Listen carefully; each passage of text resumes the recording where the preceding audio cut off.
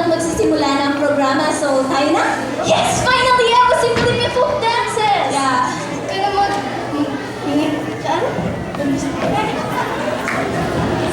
First of all, kailangan nyo lakasan ang boses nyo, ha? Lakasan nyo yung boses nyo. Good afternoon, ladies and gentlemen. magandang tanghali po sa ating lahat. Maaari po bang tumayo ang lahat para sa pambansang awit? At susundan naman ito ng isang maikling panalangin na parehong pangungunahan ng Nightingale Club. At ng pag-awit din ng school hymn.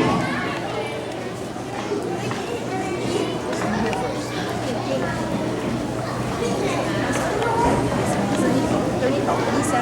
Turn it off. Your chair is near your agendas. Your things are there. You go. Bring the microphone. Bring the microphone. Pass it about.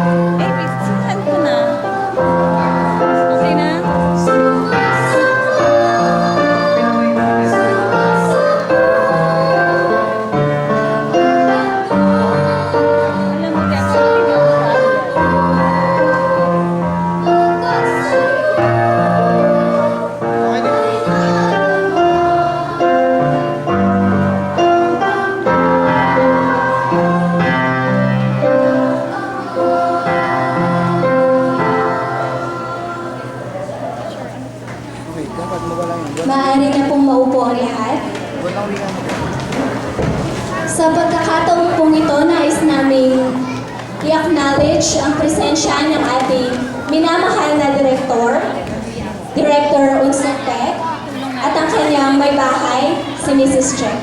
At sa bawat magulang po na naririto, kayo ay welcome sa palatuntunan ito. Muli, isang pinagpalang hapon sa ating lahat. Tinatawagan naman namin ngayon ang punong guro ng paaralan upang magbigay ng pambungad na pagbati para sa ating lahat, si Ma'am Ami Tumagoy.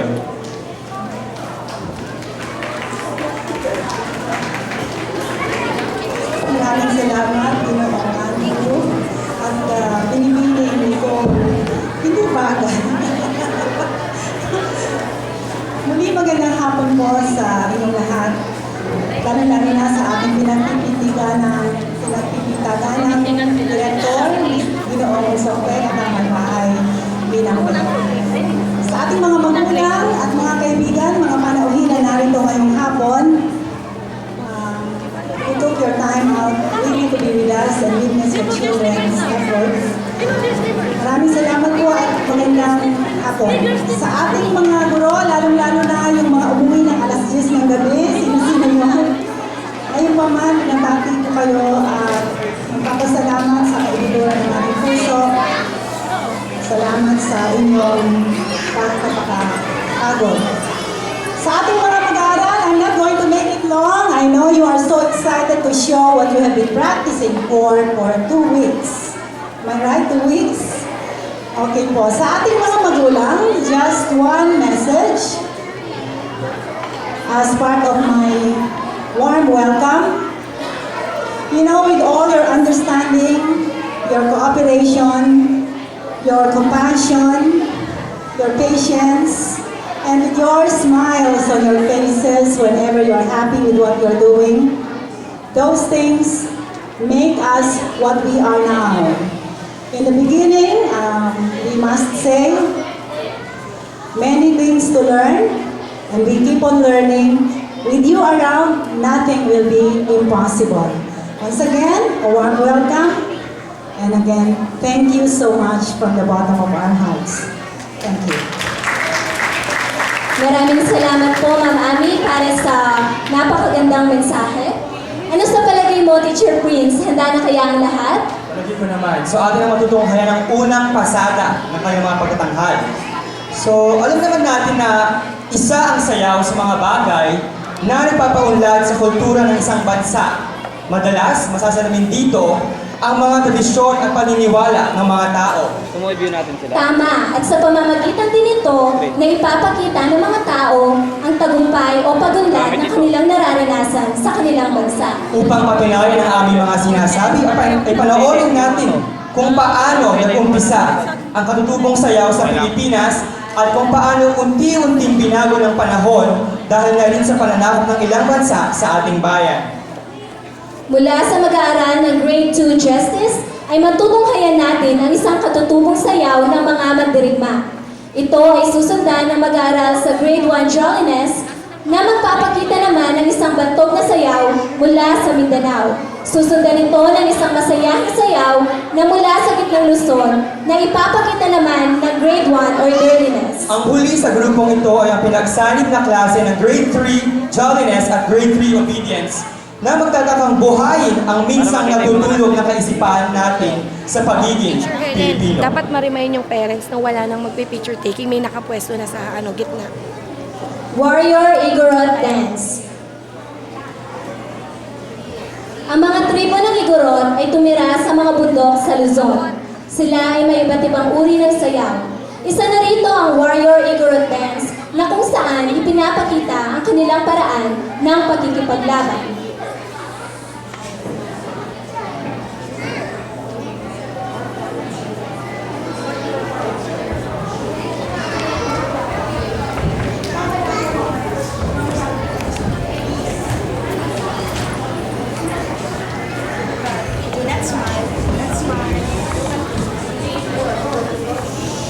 May we remind the parents that this one is the performance, this is for everybody, and the second one is for you to take pictures. Thank you. This is just the first round.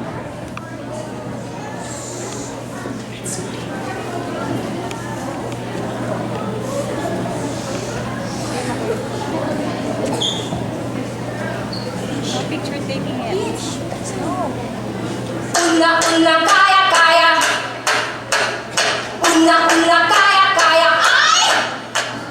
Una-una kaya-kaya.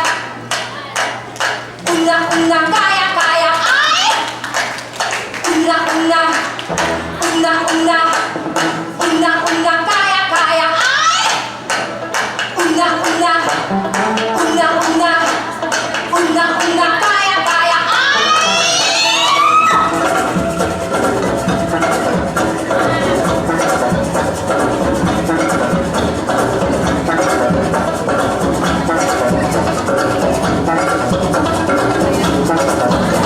Pinuhay mo ang diwani, naling siwag chinilimi.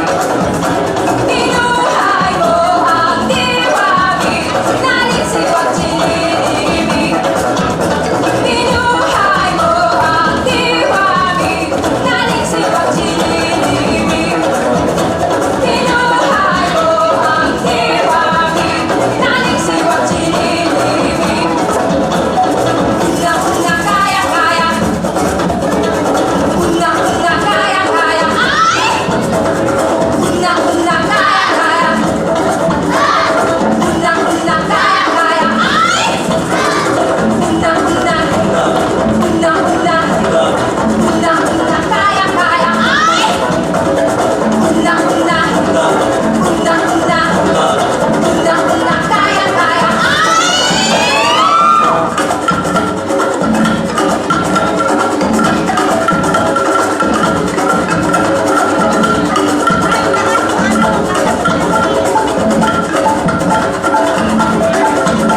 Pinuhay mo ang diwani, naling siwag chinilimi. Pinuhay mo ang diwani, naling siwag chinilimi. Pinuhay mo ang diwani, naling siwag chinilimi. Pinuhay mo ang diwani, naling siwag chinilimi. Una-una kaya-kaya. Una-una kaya-kaya. Ay! Una-una kaya-kaya. Una-una kaya-kaya. Ay! Nakakasibak ang kanyang pagkakamahal. Mamaya po, muli natin silang mapapanood. Ngayon na po ulit. So, ayan po yung mga parents mo na sabik ng picturean. At i-video kayo ng mga anak. This is your time.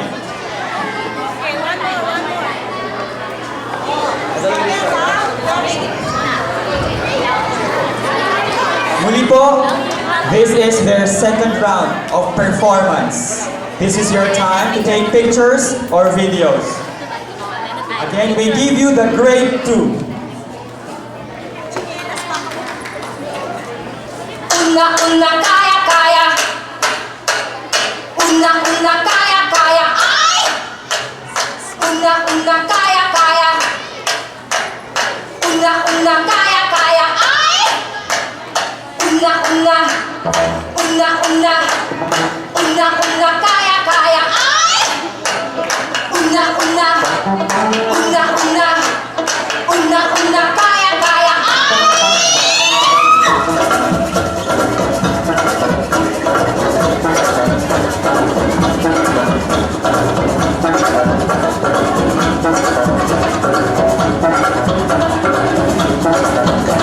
Pinuhay mo ang diwani, naling siwag chinilimi.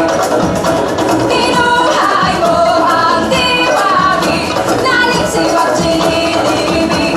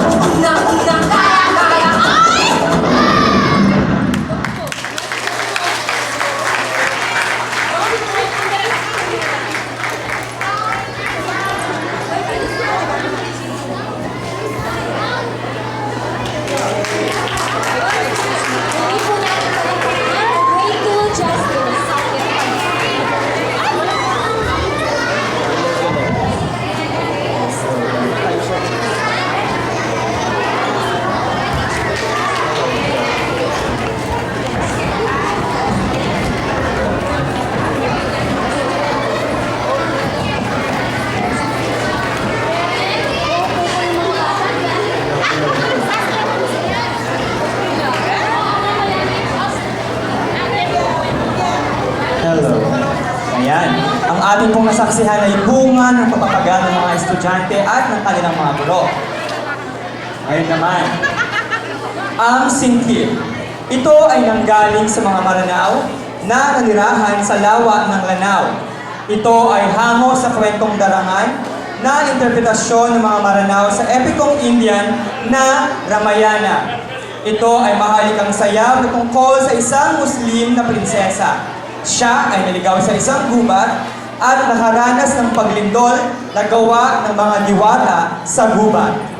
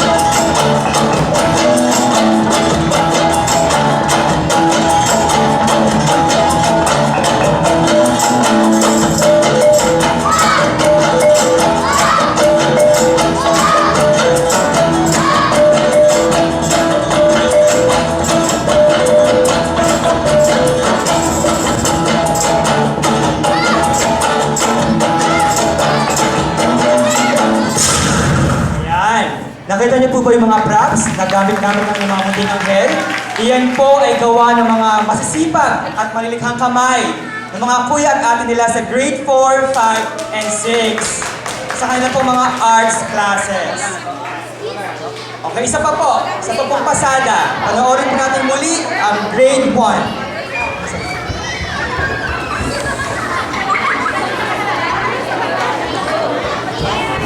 This is the round 2, so parents, again, this is your time.